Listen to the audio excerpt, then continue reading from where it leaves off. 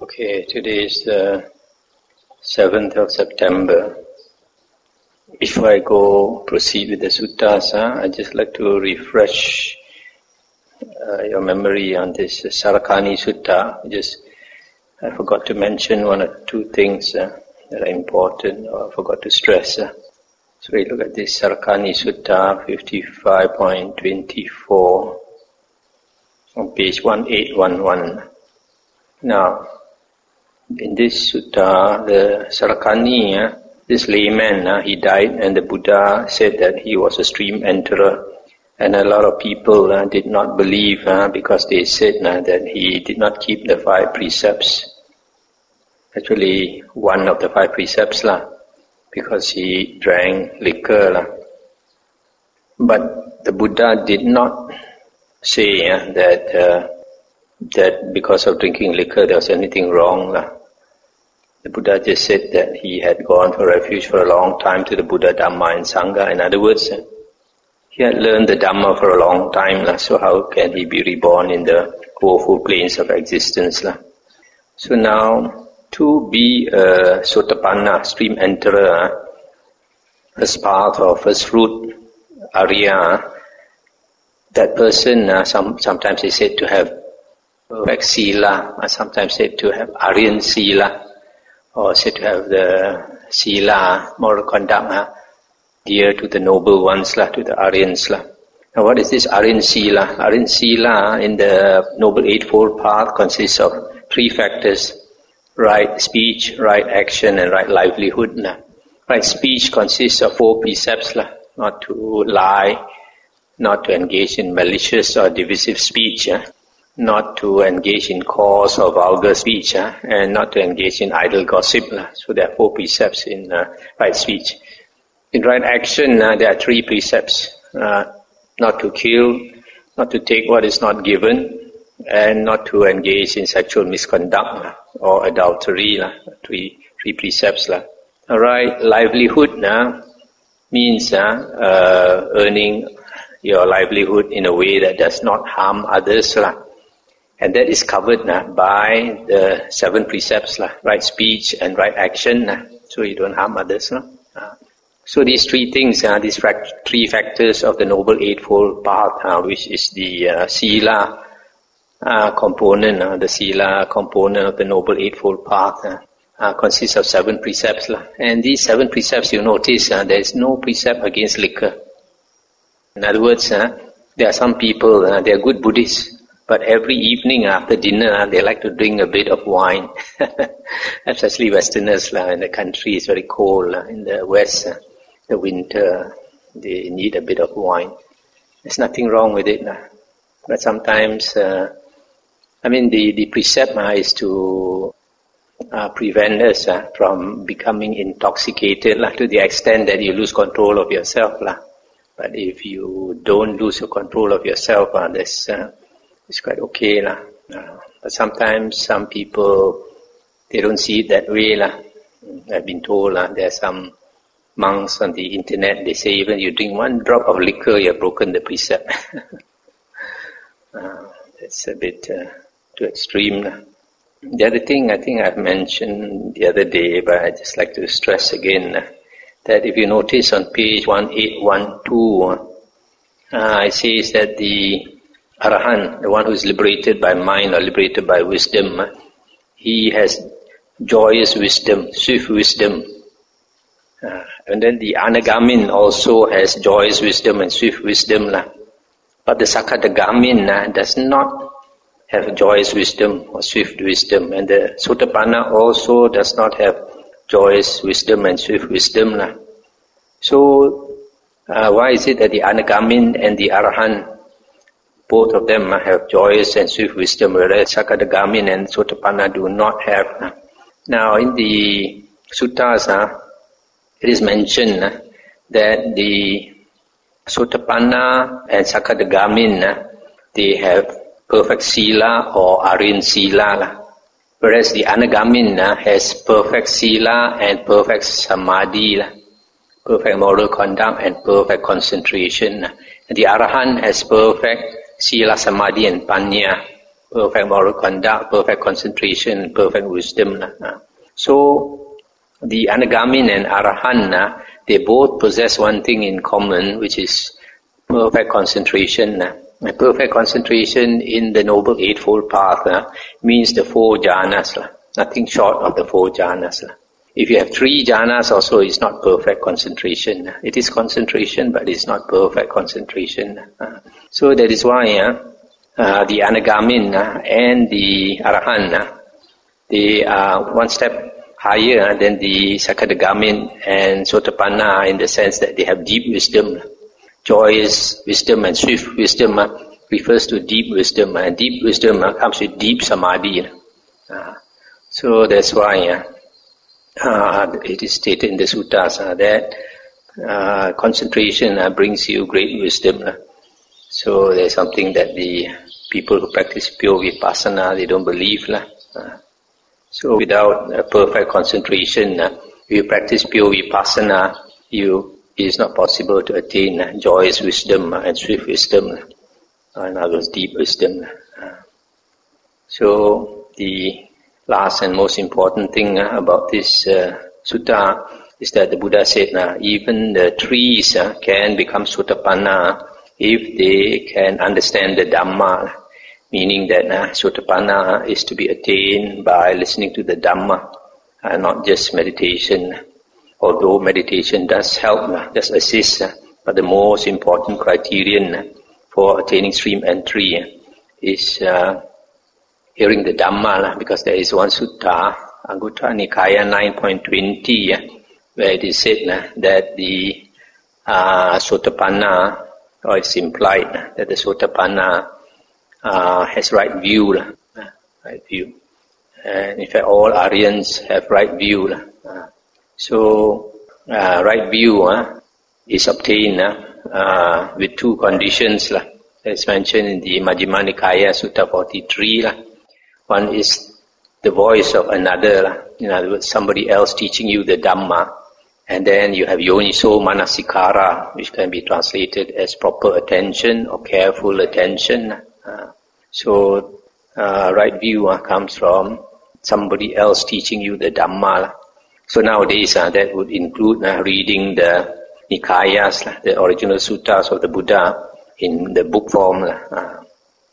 So very important thing to remember, that if you want to attain Sotapanna, you must listen to the Dhamma, otherwise you can never attain right view and become Sotapanna. Okay, now we proceed with the sutta 55.54. That's on page 1834. On one occasion, the Blessed One was dwelling among the Sakyans at Kapilavatthu in Nigroda's park. On that occasion, a number of monks were making a robe for the Blessed One, thinking, after 3 months with his robe completed, the Blessed One will set out on tour.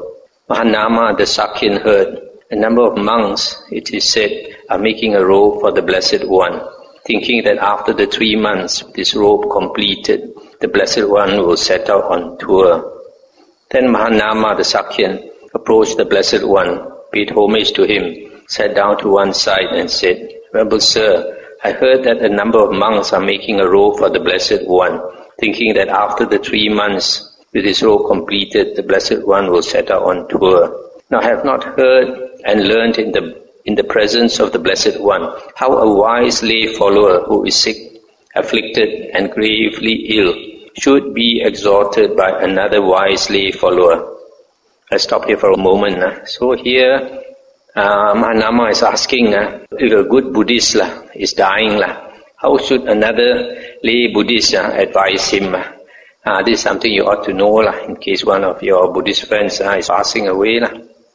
And the Buddha said, a wise lay follower, Mahanama, who is sick, afflicted and gravely ill, should be consoled by another wise lay follower with 4 consolations.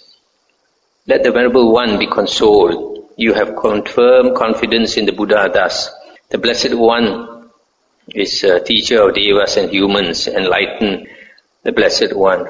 You have confirmed confidence in the Dhamma.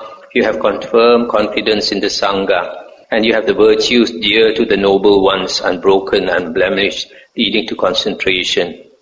After a wise slave follower who is sick, afflicted and gravely ill, has been consoled by a wise slave follower with these 4 consolations, he should be asked, "Are you anxious about your mother and father?" If he says, "I am," he should be told, "But good sir, you are subject to death. Whether you are anxious about your mother and father or not, you will die anyway. So please abandon your anxiety about your mother and father." If he says, "I have abandoned my anxiety about my mother and father," he should be asked, "Are you anxious about your wife and children?" If he says, "I am," he should be told, "But good sir, you are subject to death. Whether you are anxious about your wife and children or not, you will die anyway. So please abandon your anxiety about your wife and children." If he says, "I have abandoned my anxiety over my wife and children," he should be asked, "Are you anxious about the 5 chords of human sensual pleasure?" If he says, "I am," he should be told, "Celestial sensual pleasures, friend, are more excellent and sublime than human sensual pleasures. So please withdraw your mind from human sensual pleasures and resolve on the devas of the realm of the 4 great kings." If he says, "My mind has been withdrawn from human sensual pleasures and resolve on the devas of the realm of the 4 great kings," he should be told, "The Tavatimsa devas, friend, are more excellent and sublime than the devas of the realm of the 4 great kings. So please withdraw your mind from the devas of the realm of the 4 great kings and resolve on the Tavatimsa devas." If he says, "My mind has been withdrawn from the devas of the realm of the 4 great kings and resolved on the Tavatimsa devas," he should be told, "More excellent and sublime friend than the Tavatimsa devas are the Yama devas. Similarly, the Tusita devas, Nimanarati devas, Paranimita Vasavati devas. The Brahma world, friend, is more excellent and sublime than the Paranimita Vasavati devas. So please withdraw your mind from the Paranimita Vasavati devas and resolve on the Brahma world." If he says, "My mind has been withdrawn from the Paranimita Vasavati devas and resolved on the Brahma world," he should be told, "Even the Brahma world, friend, is impermanent, unstable, included in identity. So please withdraw your mind from the Brahma world and direct it to the cessation of identity." If he says, "My mind has been withdrawn from the Brahma world, I have directed my mind to the cessation of identity," then Mahanama, I say there is no difference between a lay follower who is thus liberated by mind and a monk who has been liberated by mind for 100 years. That is between one liberation and the other. That's the end of the sutta. So here, if the person dying is a good Buddhist who understands the Dhamma, then you remind him that he has these 4 factors of stream and tree. So he'll be happy. And then after that, you ask him whether he still has anxiety or attachment to the parents. And if he says he has, then you tell him to let go. Because you're going to die anyway, you have to let go. So after he says he has let go, then you ask him to let go the wife and children, the direct family. Then after that, human sensual pleasures. And then after that, the heavens, one by one, until the Brahma heavens. And then after that, you advise him that even the Brahma world is impermanent, unstable. And to direct his mind to cessation of identity, that means to get rid of identity view, not to identify the self with the body and the mind. And if he's a wise Buddhist who has understood the Dhamma, perhaps he can do this and become liberated. But this type of advice you can only give somebody who has practiced the Dhamma for a long time, otherwise he won't be able to follow. A lot of people, when they are on their deathbed, they're so panicky and their mind is so disturbed, you cannot talk to them like that. They'll be seeing visions and frightened and all that. That's why I always say it takes many years to prepare for death. So that's the last sutta that I am going to read on this chapter on the Sotapatti-samyutta. Now we come to the last chapter, 56th chapter, called the Satya-samyutta. Satya means the truths, meaning like the Four Noble Truths of the Buddha. So this chapter is about the Four Noble Truths, basically. The first sutta is 56.1. At Savatthi, the Buddha said, monks, develop concentration, samadhi. A monk who is concentrated understands things as they really are. I stop here for a moment. I see the Buddha in several suttas always says this, that you need to have a very concentrated mind to understand things as they really are, to see things as they really are. And what does he understand as it really is? He understands as it really is. This is suffering. He understands as it really is. This is the origin of suffering. He understands as it really is. This is the cessation of suffering. He understands as it really is. This is the way leading to the cessation of suffering. In other words, he understands the Four Noble Truths. Monks, develop concentration. A monk who is concentrated understands things as they really are. Therefore, monks, an exertion should be made to understand this is suffering. An exertion should be made to understand this is the origin of suffering. An exertion should be made to understand this is the cessation of suffering. An exertion should be made to understand this is the way leading to the cessation of suffering. It's the end of the sutta. So here the Buddha says, we should make an effort, we should make a strong effort to understand the Four Noble Truths. But if you have concentration, with a clear mind, it's much easier to understand. The next sutta, 56.2, the Buddha said, monks, make an exertion in seclusion. A monk who is secluded understands things as they really are. Stop here for a moment. You see, these two seem to come together quite often. Concentration and seclusion. The Buddha always encouraged these two things. Seclusion means being aloof, aloof from society, aloof from others. If you want to practice the holy path and make spiritual progress, you have no other choice. You have to cut yourself away from society. You have to give up your business, give up your attachments, and give up all the happy life, the night life, and all that.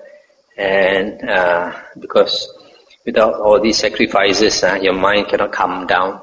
If we are all attached to all the things of the world, you cannot calm down. Which reminds me, the other day we read one sutta. The Buddha said that without tranquility, that person suffers. A lot of us in this world, we are so busy with this, with that, all the worldly worries, that the mind cannot calm down. If your mind cannot calm down, there's a lot of suffering inside, mental suffering. And what does he understand as it really is? He understands as it really is. This is suffering. This is the origin of suffering. This is the cessation of suffering. This is the way leading to the cessation of suffering. Monks, make an exertion in seclusion. A monk who is secluded understands things as they really are. Therefore, monks, an exertion should be made to understand this is suffering. This is the origin of suffering. This is the cessation of suffering. This is the way leading to the cessation of suffering. It's the end of the sutta. So these two, concentration and seclusion, are very important in the holy path. 56.3, Buddha said, monks, whatever clansmen in the past rightly went forth from the household life into homelessness, all did so in order to make the breakthrough to the Four Noble Truths as they really are. Whatever clansmen in the future will rightly go forth from the household life into homelessness, all will do so in order to make the breakthrough to the Four Noble Truths as they really are. Whatever clansmen at present have rightly gone forth from the household life into homelessness, all have done so in order to make the breakthrough to the Noble Truths as they really are. What for? The Noble Truth of suffering, the Noble Truth of the origin of suffering, the Noble Truth of the cessation of suffering, the noble truth of the way leading to the cessation of suffering. Whatever clansman rightly went forth, will rightly go forth, have rightly gone forth, from the household life into homelessness. All have done so in order to make the breakthrough to these four noble truths as they really are.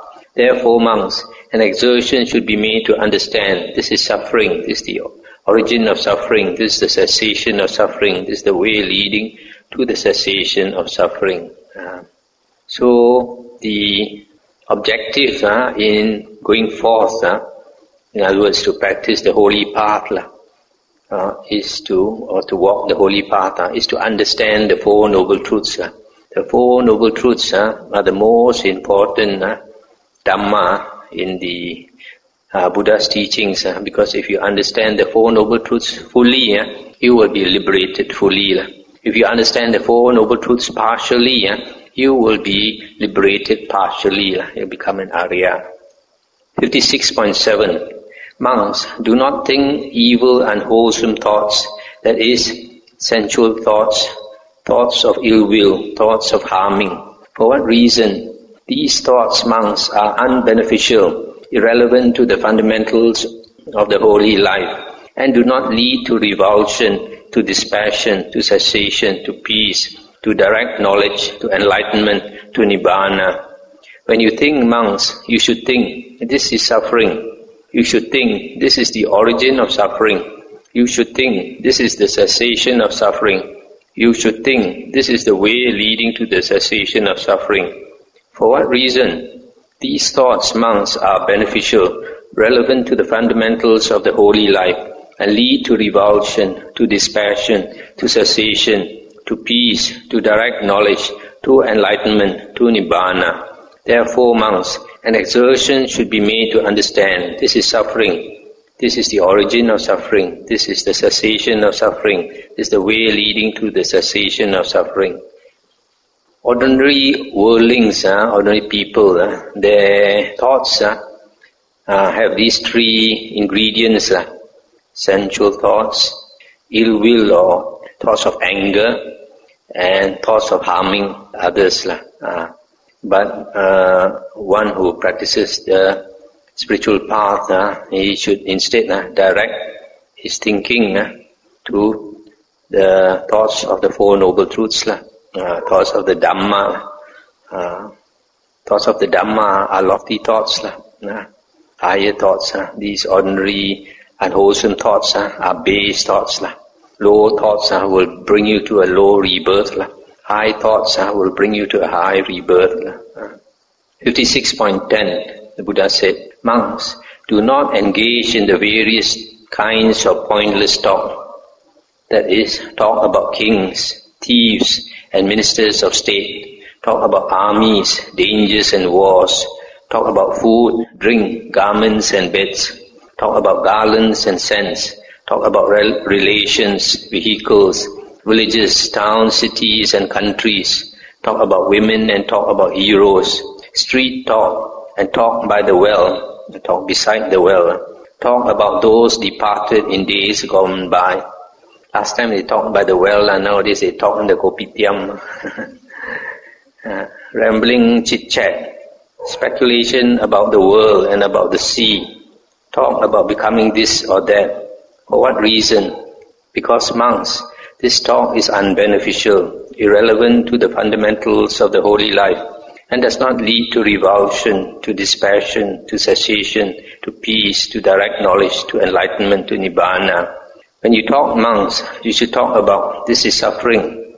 You should talk about this is the origin of suffering. You should talk about this is the cessation of suffering.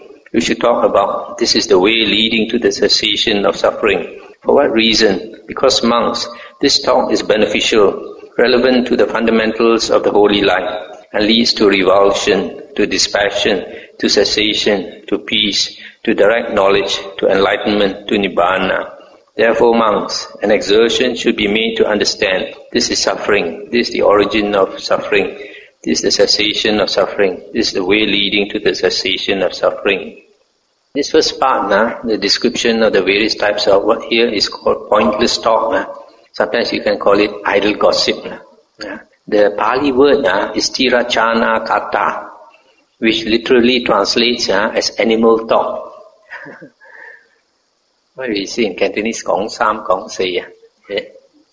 So this base talk, wasting time talk.